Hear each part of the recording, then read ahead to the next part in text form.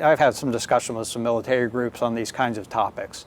And if you look at, a typical military threat scenario, it's a situation where you kind of know who your enemy is. Mm-hmm.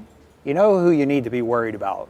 And you kind of know what their capabilities are. You know kind of how much military infrastructure they have. You know how many aircraft carriers you have. Mm-hmm. You know how many bombs they may have in their inventory, where they have their missiles and those kinds of things. And so you can kind of prepare yourself. It's not as if they just pop up right away. Whereas I think in the cybersecurity world, it's, well, there's that country, there's that group, there's that, and they're not just a handful or even 100. Mm-hmm.